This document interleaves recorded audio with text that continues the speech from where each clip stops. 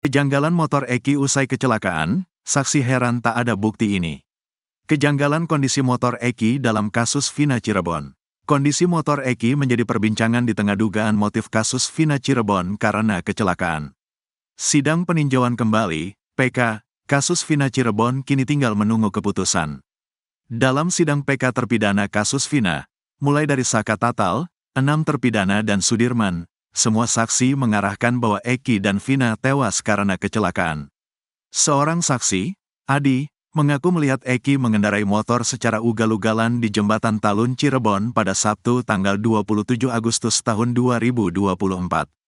Zigzag bahasa saya naik motor belok-belok ngesrek kurang keseimbangan, kata Adi. Ia yang sedang duduk di pinggir jalan menduga Eki kehilangan keseimbangan. Menurut saya kemungkinan di rem depan kurang keseimbangan, katanya. Jam 10 lewat, jam 11 kurang, tambah Adi. Adi mengatakan setelah jatuh dari motor, Eki kemudian membentur tiang lampu penerangan jalan di tengah Jembatan Talun.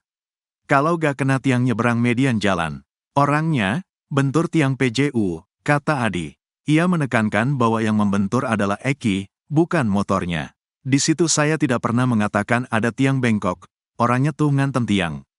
Telungkup semua, di pinggir mepet. Terus dibalik, darahnya mepet trotoar, kata Adi.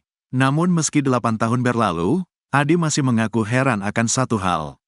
Adi merasa aneh karena hingga kini tidak ada beredar foto motor Eki di Jembatan Talun.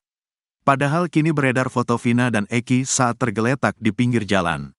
Kenapa foto motor roboh gak ada? Namanya orang jatuh motor pasti roboh. Kan gak ditunjukin, kata Adi. Sementara Marliana kakak Vina mengaku tetap tak meyakini bila adiknya dan Eki tewas karena kecelakaan.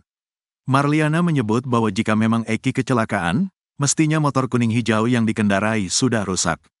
Katanya motornya standing ugal-ugalan, kalau motor diangkat terus ke pental harusnya motor itu sedikit pecah, tapi motor itu tidak ada yang pecah, kata Marliana saat diwawancara Nusantara TV. Menurut saksi lain, Suroto, kondisi motor Eki saat ditemukan di Jembatan Talun tidak mengalami rusak. Motor tidak apa-apa, tapi banyak luka di tubuh korban.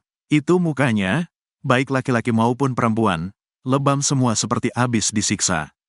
Katanya, bahkan motor Eki masih bisa dikendarai ketika dievakuasi ke kantor polisi.